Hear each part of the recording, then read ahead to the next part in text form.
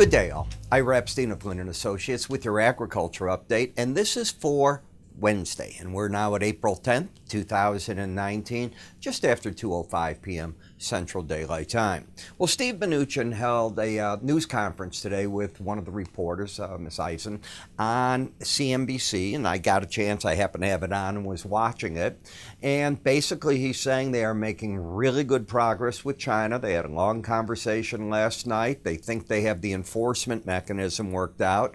The agreement's about 160 pages long. There's another meeting on it tomorrow. He refused when asked a question about the tariffs. Are they going to come off on agriculture and other markets? Did not go there, wouldn't answer it. And when asked about Europe and picking the fight at this point in time with the Europeans, he refused to get into that as well. So that's his job, and the negotiations go on. But hearing that the market is doing better in the trade, you had a bit of a rally in beans, a little bit of a rally in the corn as well. We saw the FOMC minutes today. They did not put up the dollar. The dollar is actually down with the euro up a little bit. And stock indices, well, they've been waffling all day between gains and losses. If you take a look, 902 3/4 on the weekly area chart of just closes is the 18-week moving average of closes. You finished at 902. So the battleground's pretty much as we've been talking about here, right in that area.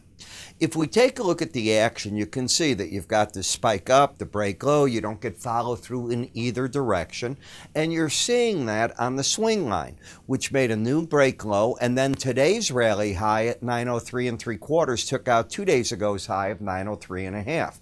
So you now have a pattern of a higher high and a lower low. That is not a trend. The battleground, look at the 18-day average of closes, how the market's either side and not staying above or below very often. That's, excuse me, indicative of a market that is looking for its next sense of direction.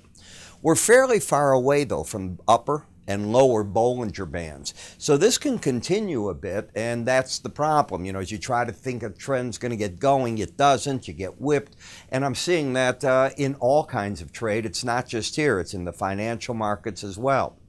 When we look at the soybeans in terms of momentum, it's trying to put it to the upside, just barely, but trying to work there. The bias shifted up because you're over the 18-day average of closes, but you're not trending just yet.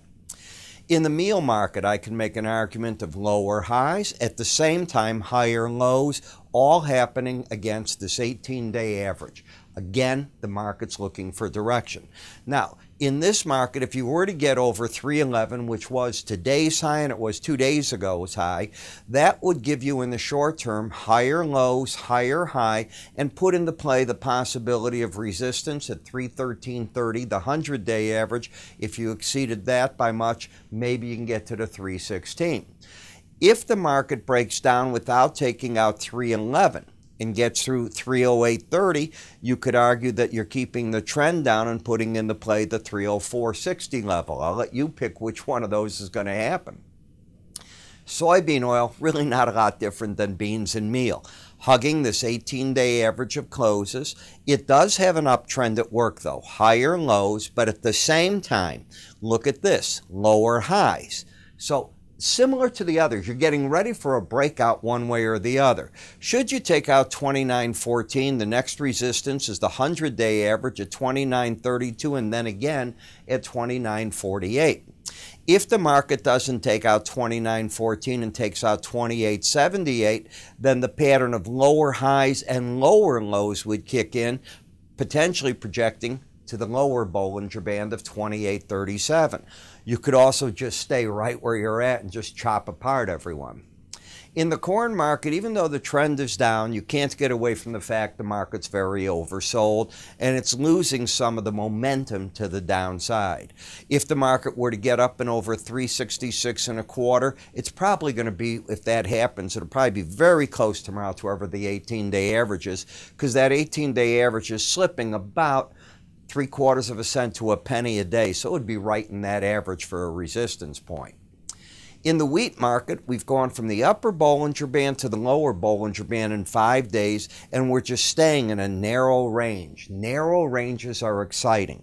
And the reason they are, it's like a spring in a pipe. It just keeps winding the price, and eventually you get a break out of that one way or the other. In the sugar market, I've pointed out to you that we're stuck in these narrow Bollinger Bands here too. And I realize you might not think they're narrow, but this is 1239 to 1289. It's a 50-point range. It's not one of these type moves. It's narrowed in. The bias up, the trend up, overbought.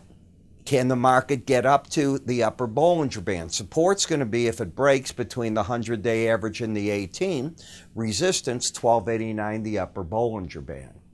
In the coffee market, the pattern is one of higher lows with lower highs. Do you see that? Right here to there. So, which way? Well, if the market takes out 94.85, the odds favor again, it'll try another move to the upside. You'd have the trend up, the bias up while it's over that. The problem has been in the market that each move over this 18-day average, and there's far and few in between, they haven't lasted very long. That doesn't mean they can't do it. The seasonals at this time of the year are not bullish as well. But I would think that the bears are on the run if you take out 94.85 because momentum's trying to be up, and that would give the bias up along with the trend staying up. In the cocoa, until you lose this pattern, it's when the slow stochastics take both the numbers that comprise it, they're called a K and a D line, the red and the blue if you look at them, and they're over 80 several days or more. What happens is on the pullbacks, the market often sees good, strong buying. If you lose this, where the red gets under the 80, it is not uncommon then for price to make an attack of the closest main moving average, which in this case would be the 18-day. You haven't lost it, so the bulls still are controlling the market. In the cotton, what we had here, if we come back, we had a market that right through here, that is Monday, both numbers were over 80. Both were over 80 the day before, not the day before. So we came into yesterday and both numbers over 80. So we had 1, 2, 3 sequence? No, just 2. Friday, Monday, and today the market loses the ability to embed. You're just an overbought market that's trying to correct, might be headed back to the 18-day average to do so, but being overbought probably takes some of the bulls out of the play in this market. In the live cattle market, you're oversold. You did break the trend down today, so you got lower highs, lower lows. If the market can grab momentum to the downside, there's 2 layers of support. One is the Bollinger Band at 117.82.5, let's say, and the other is the 100-day average at 117.75. Even if the market gets back over 121.07, yesterday's high, you can't get away from the fact that you have the lower low, and then it would be a higher high. So bears have grabbed control, even though the market's oversold. Resistance back at 120.95. In the feeder cattle, the market gave up its upside bias today by closing under the 18-day average of closes.